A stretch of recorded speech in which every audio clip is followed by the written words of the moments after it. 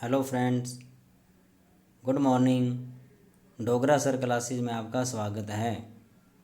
आज मैं आपके लिए हिंदी से संबंधित कुछ प्रश्न लेके आया हूँ।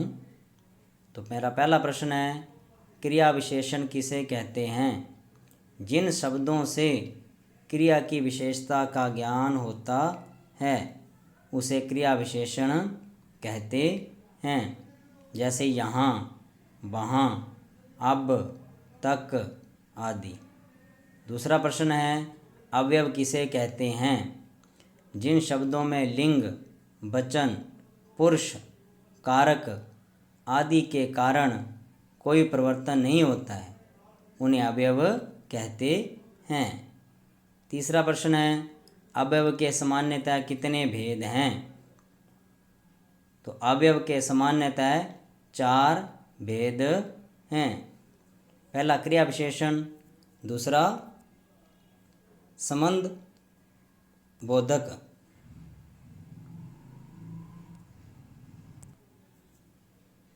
तीसरा समुच्चय बोधक, चौथा विस्मयादि बोधक। प्रश्न नंबर 4, हिंदी में वचन कितने प्रकार के होते हैं? तो हिंदी में वचन 2 प्रकार के होते हैं। पहला एकवचन, दूसरा बहुवचन। प्रश्न नंबर 5, वर्ण किसे कहते हैं? वह मूल ध्वनि जिसका और विभाजन नहीं हो सकता हो उसे वर्ण कहते हैं। जैसे म, प, र, य, क आदि। प्रश्न नंबर 6 है, वर्णमाला किसे कहते हैं? तो वर्णों का क्रमबद्ध समूह ही वर्णमाला कहलाता है। प्रश्न नंबर 7, शब्द किसे कहते हैं? 2 या 2 से अधिक वर्णों का मेल जिनका कोई निश्चित अर्थ निकलता हो उन्हें शब्द कहते हैं। प्रश्न नंबर 8 है, वाक्य किसे कहते हैं? 2 या 2 से अधिक शब्दों का सार्थक समूह वाक्य कहलाता है। प्रश्न नंबर 9, मूल स्वरों की संख्या कितनी है? तो मूल स्वरों की संख्या 11 होती है। प्रश्न नंबर 10 है, मूल व्यंजन की संख्या कितनी होती है? तो मूल व्यंजन की संख्या 33 होती है। प्रश्न नंबर 11, क्ष ध्वनि किसके अंतर्गत आती है? तो संयुक्त वर्ण के अंतर्गत आती है। त्र किन शब्दों के मेल से बना है? त प्लस र। ट वर्ण का उच्चारण स्थान है मूर्धा। फ का उच्चारण स्थान है दंतोष्ठ्य। श, श, स, ह व्यंजन कहलाते हैं ऊष्म व्यंजन। य, र, ल, ब व्यंजन को कहते हैं अंतस्थ व्यंजन। क से म तक के व्यंजनों को कहा जाता है स्पर्श व्यंजन। घोष का अर्थ है नाद। जिन ध्वनियों के उच्चारण में श्वास जिह्वा के दोनों ओर निकल जाती है कहलाती है पार्श्विक। आ स्वर कहलाता है विवृत स्वर। पश्च स्वर है ई, आ। अग्र स्वर है ए। श्र व्यंजन किन 2 व्यंजनों से मिलकर बना है? श प्लस र। ड, ढ का व्यंजन वर्ग है मूर्धन्य उत्क्षिप्त। ओम ध्वनि के उच्चारण में स्वर का कौन सा रूप प्रकट होता है? प्लुत स्वर। सघोष वर्णों का सही वर्ग है ड, ढ। भ्राता का भाववाचक शब्द क्या होगा? भ्रातृत्व। सीमा दौड़ती है, यहाँ दौड़ती है कैसी क्रिया है? अकर्मक क्रिया। आशुतोष ने कहा कि मैं पढ़ूंगा, यहाँ कि मैं पढ़ूंगा क्या है? संज्ञा उपवाक्य। सोना चांदी और तेल पानी किस प्रकार के संज्ञा शब्द हैं? द्रव्यवाचक। कृपाण का विलोम शब्द होगा दानी। अनुराग का विलोम शब्द होगा विराग। भोगी का विलोम शब्द होगा योगी। कीर्ति का विलोम शब्द होगा अपकीर्ति। स्थूल का विलोम शब्द होगा सूक्ष्म। शीर्ष का विलोम शब्द होगा तल। शोषक का विलोम शब्द होगा शोषित। मृदु का विलोम शब्द होगा कटु। कलुष का विलोम शब्द होगा निष्कलुष। निर्दय का विलोम शब्द होगा सदय। निरोग में संधि है विसर्ग संधि। निस्तेज में कौन सी संधि है? विसर्ग संधि। उज्ज्वल का संधि विच्छेद होगा उत प्लस ज्वल। बहिष्कार का संधि विच्छेद होगा बहि प्लस कार। चयन में कौन सी संधि है? अयादि संधि। अन्वय में कौन सी संधि है? गुण संधि। सच्चिदानंद का संधि विच्छेद होगा सत प्लस चित प्लस आनंद। उन्नति का संधि विच्छेद है उत प्लस नति। निर्धन में कौन सी संधि है? विसर्ग संधि। सूर्य प्लस उदय का संयुक्त शब्द है सूर्योदय। किस युग को आधुनिक हिंदी कविता का सिंहद्वार कहा जाता है? भारतेंदु युग को। द्विवेदी युग के प्रवर्तक कौन थे? महावीर प्रसाद द्विवेदी। हिंदी का पहला सामाजिक उपन्यास कौन सा माना जाता है? भाग्यवती। सन 1950 से पहले हिंदी कविता किस कविता के रूप में जानी जाती थी? प्रयोगवादी। वज्र भाषा का सर्वोत्तम कवि है सूरदास।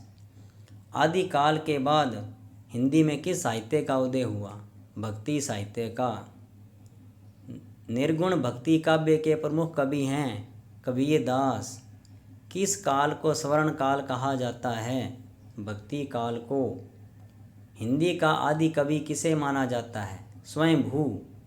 आधुनिक काल का समय कब से माना जाता है? 1900 से अब तक। जयशंकर प्रसाद की सर्वश्रेष्ठ रचना कौन सी है? कामयानी।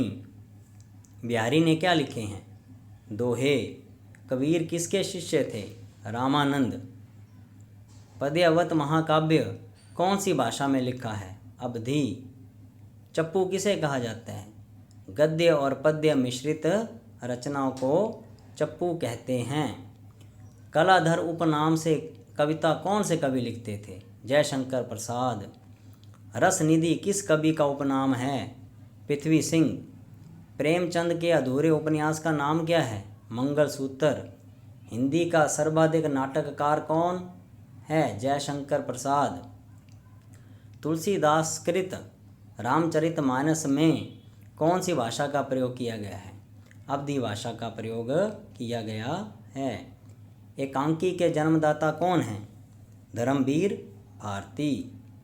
मीराबाई ने किस भाव से कृष्ण की उपासना की? माधुर्य भाव से। रामचरितमानस का प्रधान रस है शांत रस। सबसे पहले अपनी आत्मकथा हिंदी में किसने लिखी? डॉक्टर राजेंद्र प्रसाद ने। हिंदी कविता का पहला महाकाव्य कौन सा है? पृथ्वीराज रासो। हिंदी के सर्वप्रथम प्रकाशित पत्र का नाम क्या है? उदंड मार्तंड्य। हिंदी साहित्य की प्रथम कहानी है इंदुमती। आंचलिक रचनाएं किससे संबंधित होती हैं? क्षेत्र विशेष से। पृथ्वीराज रासो किस काल की रचना है? आदिकाल की। हिंदी गद्य का जन्मदाता किसको माना जाता है? भारतेंदु हरिश्चंद्र जी को। कवि कालिदास की अभिज्ञान शाकुंतलम का हिंदी अनुवाद किसने किया? राजा लक्ष्मण सिंह ने। पद्य साहित्य को कितने भागों में बांटा गया है? 15 भागों में। कवि नरेंद्र शर्मा ने राष्ट्रपिता महात्मा गांधी के निधन से प्रभावित होकर कौन सी रचना की? रक्तचंदन की रचना की। नाट्य शास्त्रकारों द्वारा अमान्य रस कौन सा है? विभस्त रस। काव्य शास्त्र का प्राचीनतम नाम क्या था? अलंकार शास्त्र। रीति संप्रदाय के संस्थापक कौन थे? आचार्य बर्मन, आचार्य बामन। हिंदी में काव्य शास्त्र के प्रथम आचार्य कौन हैं? केशव दास। साहित्य शब्द किस शब्द से बना है? साहित्य शब्द से बना है। हिंदी साहित्य में जीवनी साहित्य का प्रारंभ कौन से युग में हुआ? भारतेंदु युग में। हिंदी भाषा और साहित्य के लेखक हैं श्याम सुंदर दास। मनुष्य एक सामाजिक प्राणी है, यह किसने कहा? अरस्तु ने। भाषा किसे कहते हैं? मनुष्य अपने मानसिक विचारों की अभिव्यक्ति के लिए जिस माध्यम का प्रयोग करता है वह भाषा कहलाती है। भाषा शब्द की उत्पत्ति कहाँ से हुई है? भाषा शब्द की उत्पत्ति संस्कृत के भाष धातु से हुई है। सामान्य शब्दों में हम भाषा को किस प्रकार से व्यक्त करेंगे? भाषा वह साधन है जिसके द्वारा मनुष्य अपने भावों या विचारों को बोलकर या लिखकर दूसरे मनुष्यों तक पहुंचाता है। भाषा को मोटे रूप में कितने भागों में बांटा गया है? भाषा को मोटे रूप में 2 भागों में बांटा गया है। पहला है लिखित भाषा, दूसरा है मौखिक भाषा। हिंदी भाषा का संबंध किस लिपि से है? देवनागरी लिपि से है। बोलने वालों की संख्या की दृष्टि से हिंदी का विश्व में कौन सा स्थान है? तीसरा। सूरदास के काव्य किस भाषा में है? वज्र भाषा में। संविधान के किस अनुच्छेद में कहा गया है संघ की राजभाषा हिंदी और लिपि देवनागरी होगी? 343वें अनुच्छेद में कहा गया है। हिंदी शब्द की व्युत्पत्ति कहाँ से हुई है? सिंधु से। वर्तमान हिंदी का प्रचलित रूप कैसा है? खड़ी बोली। जिन शब्द ध्वनियों के संयोग से शब्दों का निर्माण होता है उन्हें क्या कहते हैं? वर्ण। स्वरों की संख्या कितनी मानी गई है? 11। हिंदी मानक वर्णमाला में कुल कितने वर्ण हैं? 52। अंतस्थ व्यंजनों की संख्या कितनी है? 4। हिंदी वर्णमाला को कितने भागों में विभक्त किया गया है? 2 भागों में। हिंदी वर्णमाला में स्पर्श व्यंजनों की संख्या कितनी है? 25। मात्रा के आधार पर हिंदी स्वरों के 2 भेद कौन से हैं? हस्वर और दीर्घ। क्ष वर्ण किसके योग से बना है? क प्लस श से बना है। हिंदी वर्णमाला में व्यंजनों की संख्या कितनी है? 33 व्यंजन हैं। सूरदास का काव्य किस भाषा में है? वज्र भाषा में। हिंदी साहित्य सम्मेलन प्रयाग की स्थापना कब हुई? 1910 में। संविधान की 8वीं अनुसूची में उल्लेखित भारतीय भाषाओं की संख्या कितनी है? 22। हिंदी की विशिष्ट बोली वज्र भाषा किस रूप में सबसे अधिक प्रसिद्ध है? काव्य भाषा। देवनागरी लिपि किस लिपि का विकसित रूप है? ब्राह्मी लिपि।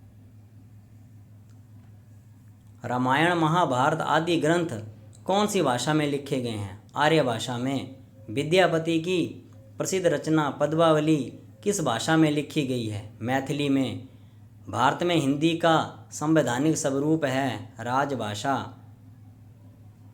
जाटू किस बोली का उपनाम है? बागरू। एक मनई के दुई बेटन रहीन ये अवतरण हिंदी की किस बोली में है? भोजपुरी से।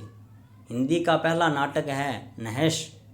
कबीरदास की भाषा थी सधुकड़ी। कलम का जादूगर किसे कहा जाता है? रामवृक्ष बेनपुरी को। प्रगतिवाद उपयोगितावाद का दूसरा नाम है, ये कथन किसका है? रामविलास शर्मा। रामचरितमानस में कुल कितने कांड हैं? 7। हिंदी साहित्य के इतिहास के रचयिता कौन हैं? आचार्य रामचंद्र शुक्ल। गीत गोविंद किस भाषा में है? संस्कृत भाषा में। लोकनायक किसको कहा जाता है? तुलसीदास जी को। इंदिरापति किसे कहा जाता है? विष्णु को।